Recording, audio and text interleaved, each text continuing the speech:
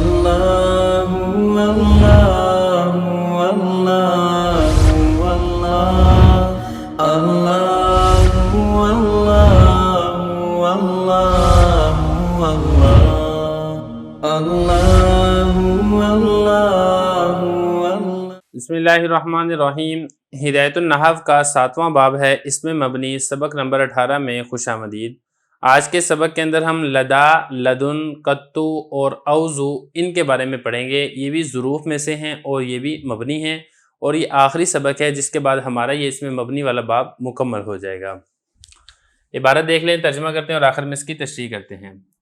وَمِنْهَا لَدَا وَلَدٌ بمعنى عند نحو المال لديك والفرق بينهما أن عند لا يشترط فيه الحضور ويشترط ذلك في لدى ولد، وجاء فيه لغات أخر لدني لدنا ولدن ولد ولد ولد، ومنها قط للماضي المنفي نحو ما رأيته قط، ومنها عوز للمستقبل المنفي نحو لا أضربه عوز، واعلم أنه إذا أضيف الظروف إلى الجملة أو إلى إذ جاز بناؤها على الفتح كقوله تعالى هذا يوم ينفع الصادقين صدقهم وكيومئذ وحينئذ وكذلك مثل وغير مع ما وأن وأن تقول ضربته مثل ما ضرب زيد وغير أن ضرب زيد ومنها أمسي بالكسر عند أهل الحجاز۔ عبارت ہوگی ہے، ترجمہ دیکھ لیں پھر اس کی تشریح کرتے ہیں۔ حضرت فرماتے ہیں کہ ان میں سے لدا اور لدن ہیں جو کہ اندہ کے معنی میں ہیں، جیسے کہ المال لدی کا، اور فرق ان دونوں میں یہ ہے کہ اندہ میں حاضری شرط نہیں ہے اور لدا اور لدن میں یہ شرط ہے۔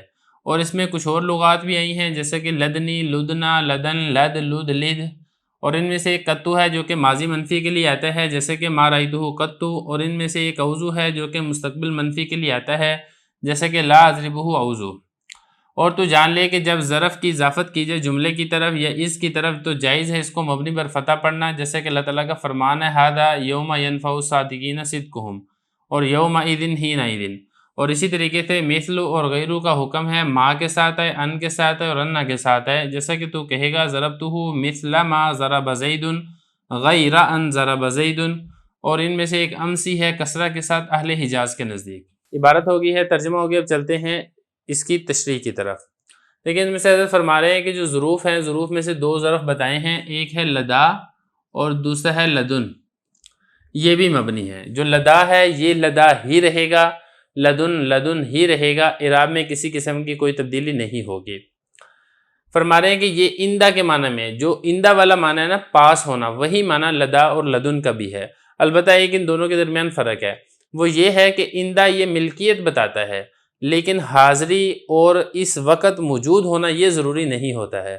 لیکن لدا اور لدن میں جس چیز کے بارے میں بتایا جا رہا ہے اس چیز کا آپ کے پاس موجود ہونا یہ بھی لازمی اور ضروری ہوتا ہے۔ جیسے ایک آدمی کے پاس 1,00,000 روپیہ ہو اور وہ گھر میں موجود ہو تو وہ یہ تو کہہ سکتا ہے المال عندی، لیکن اگر اس کے پاس موجود نہیں ہے تو پھر وہ یہ نہیں کہہ سکتا المال لدیہ۔ المال لدیہ اسی وقت کہے گا جب اس کے پاس بھی موجود ہوگا۔ تو یہ فرما رہے ہیں کہ لدا اور لدن یہ اندہ کے معنی میں ہوتے ہیں جیسے کہ المال لدی کا۔ اور فرق کیا ہے؟ فرق ان دونوں میں، کن دونوں میں؟ لدا، لدن اور اندہ کے درمیان فرق یہ ہے کہ اندہ میں حاضری شرط نہیں ہے، پاس موجود ہونا شرط نہیں ہے، صرف ملکیت میں ہونا یہ کافی ہے۔ وَيُشْتَرَطُ ذَلِكَ فِي لَدَا وَلَدُن، لیکن لدا اور لدن میں پاس موجود ہونا یہ بھی لازمی اور ضروری ہے۔ اگر چیز آپ کے پاس بالفعل موجود نہیں ہے تو پھر آپ اس وقت لدا اور لدن کا استعمال نہیں کر سکتے۔ آگے فرمائیں کہ جو لدن ہے اس میں کچھ اور لغت بھی آئی ہے، کچھ اور طریقے سے بھی اس کو پڑھا گیا ہے۔ اس کو اخر پڑھنا ہے، آخر کی جمع اخر۔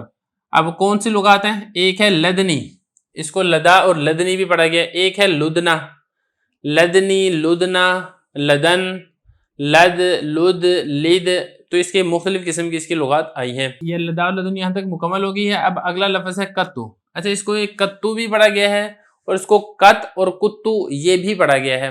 یہ آتا ہے ماضی منفی کے لیے، یا ماضی میں کسی چیز کا مکمل استغراق، مکمل نفی کرنے کے لیے قطو کا استعمال ہوتا ہے۔ بالکل اسی طرح جو اوزو ہے یہ مستقبل میں مکمل نفی کے لیے استعمال ہوتا ہے۔ یہ فرمایا کہ ان میں سے ایک قطو ہے جو ماضی منفی کے لیے آتا ہے، جیسے ما رأیتہ قطو، میں نے اس کو بالکل نہیں دیکھا، اور اسی طریقے سے ان میں سے ایک اوزو ہے جو کہ مستقبل منفی کے لیے آتا ہے، جیسے کہ لا اضربہ اوزو، میں اس کو بالکل نہیں ماروں گا. تو اس کے اندر دیکھیں نفی کے اندر استغراق اس کے اندر پایا جا رہا ہے. یہاں تک تو ہو گئے مکمل ظروف مبنیہ. اب آگے فرما رہے ہیں کہ بعض ظروف جو ہوتے تو مورب ہیں، جیسا کہ میں نے جب ظروف کی بحث شروع کی تھی تو اس وقت بھی میں نے آپ کو بتایا تھا کہ ظروف تمام کے تمام مبنی نہیں ہوتے ہیں، کچھ ظروف وہ مورب بھی ہوتے ہیں. اب یہاں سے بات چل رہی ہے ان ظروف کے بارے میں جو کہ مورب ہوتے ہیں. فرما رہے ہیں کہ وہ ظروف بھی بعض صورتوں میں، بعض کنڈیشنز میں، بعض حالتوں کے اندر مبنی بن جاتے ہیں. اب وہ کون سی حالتیں ہیں؟ اب وہ ایک حالت حضرت نے یہ بتائی ہے کہ جب ظروف کی اضافت کی جائے جملے کی طرف. کیسے؟ میں مثال سے بات سمجھاتا ہوں. جیسے کہ دیکھیں ہاذا یوم ینفع الصادقین صدقہم. اب یہاں پہ دیکھیں یوم یہ مضاف ہے اسماء ظروف میں سے، لیکن یہ مبنی نہیں مورب ہے. اب اس کی اضافت ہو رہی ہے ینفع الصادقین صدقہم کی طرف. اگرچہ یہ فعل ہے لیکن یہ ینفع الصادقین نفع صادقین کے معنی میں ہے، تو یہ مصدر کے معنی میں ہے، اس وجہ سے اس کی اضافت ہو سکتی ہے اس کی طرف. اب خلاصہ کہنے کا یہ ہے کہ جب اس یوم کی اسماء ظروف کی اضافت ہو رہی ہو جملے کی طرف تو پھر اس کو مبنی بر فتح پڑھنا جائز ہے. تو اس کو آپ ہاذا یوما پڑھ سکتے ہیں. اب یہ نہ سمجھیے گا کہ یوما کے اوپر جو فتح آ رہا ہے وہ مفعول ہونے کی وجہ سے آ رہا ہے، نہیں، بلکہ یہ مبنی بر فتح ہو رہا ہے. تو یہ فرما رہے ہیں کہ تو جان لے کہ جب اضافت کی جائے ظروف کی جملہ کی طرف، یہ یوم یہ ظرف ہے، تو پھر اس کو جازا، اس کو بھی چھوڑ دیں، او الی اذ، اس کو بھی رہنے دیں. جازا بناؤہا علی الفتح، تو اس کو مبنی بر فتح پڑھنا جائز ہے، جیسے کہ ہے یوم ینفع الصادقین صدقہم. اب وجہ کیا ہے؟ وجہ یہ ہے کہ جو جملہ ہے وہ مبنی ہوتا ہے، اور مبنی کی طرف اضافت کی وجہ سے ہم نے یوم جو کہ ظروف میں سے ہے، مورب میں سے ہے، لیکن ہم نے اس کو بھی مبنی کی طرف اضافت ہونے کی وجہ سے وہاں سے جو بنا ہے اس کو دے کر اس کو بھی ہم نے مبنی پڑھ دیا ہے. یا فرمایا کہ جب ظروف کی اضافت ہو اذ کی طرف تب بھی اس کو مبنی پر فتح پڑھنا جائز ہے، جیسے کہ یوم اذن، اصل میں یہ تھا یوم اذ کانا کذا، یا اسی طریقے سے جو ہین اذن ہے یہ اصل میں کیا تھا؟ ہین اذ کانا کذا. پھر اس میں یہ ہوا کہ کانا کذا کو حذف کر کے اس کے عوض میں جو اذ تھا اس پر جر دے دیا، اذن ہو گیا. اسی طریقے سے کانا کذا کو حذف کر کے اس پر جر دے دیا، اذن ہو گیا. اب یہاں پہ کیا بچا یوم اذن اور ہین اذن. اب یہ دیکھیں یوم کی اضافت ہے اذ کی طرف اور ہین کی اضافت ہے اذ کی طرف، تو ہم نے اس یوم کو مبنی پر فتح پڑھ دیا، اس ہین کو مبنی پر فتح پڑھ دیا جو کہ ظروف میں سے ہے، اور ظروف میں سے بھی یہ ظرف مکان میں سے ہے. یوم نہیں بلکہ یوم اور جو کہ ظروف میں سے ہے اور ظروف میں سے ظرف زمان میں سے ہے. تو یہ فرمایا کہ جب اضافت کی جائے ظروف کی جملہ کی طرف یا اذ کی طرف تو جائز اس کو مبنی پر فتح پڑھنا، جیسے کہ اللہ تعالیٰ کا فرمان ہے یوم ینفع الصادقین صدقہم، یہاں پر اضافت ہے جملے کی طرف، اور یوم اذن اور ہین اذن یہاں پر اضافت ہو رہی ہے اذ کی طرف، یوم کی اور ہین کی. اسی طریقے سے حضرت فرما رہے ہیں کہ مثل اور غیرو، یہ بھی اگرچہ مورب ہیں لیکن جب یہ ما کے ساتھ مل کر آئیں یا ان کے ساتھ مل کر آئیں یا انا کے ساتھ مل کر آئیں تو بھی ان کو مبنی پر فتح پڑھا جا سکتا ہے. لیکن ایک بات اور یہاں پہ سمجھنے کی ہے، وہ یہ ہے کہ حضرت نے فرمایا جازا، یعنی ان کو مبنی بر فتح پڑھنا جائز ہے، واجب نہیں ہے. مطلب اس صورت میں جب ظروف کی صفت جملے اور اس کی طرف ہو آپ اس کو مبنی بر فتح بھی پڑھ سکتے ہیں، اور آپ ان کو مورب پڑھ کے مورب والا اعراب بھی دے سکتے ہیں، دونوں طرح جائز ہے.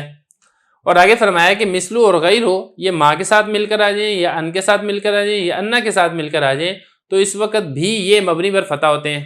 آگے مثال دی ہے جیسا کہ ضربتہ مثل ما ضرب زید. اب یہ دیکھیں مثل یہ مل کر آ رہا ہے میم الف ما کے ساتھ، تو ہم نے مثلا پڑھا ہے، اس کو مبنی بر فتح پڑھ دیا.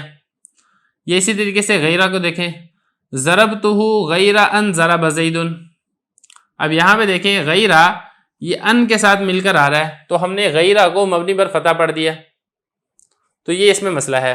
آگے آخری حرف ہے وہ ہے امسی، کسرہ کے ساتھ اس کو پڑھنا ہے، تو یہ مبنی بالکسر ہے. اہل حجاز کے لغت کے مطابق یہ بھی مبنی ہے، البتہ اگر یہ اضافت کے ساتھ استعمال ہوتا ہے تو پھر اس وقت یہ مورب ہوگا، لیکن اگر یہ اضافت کے بغیر استعمال ہوتا ہے تو پھر لغت اس میں یہی ہے کہ اس نے امسی ہی رہنا ہے، اس نے امسا یا امسو اس طریقے سے اس کو نہیں پڑھا جائے گا.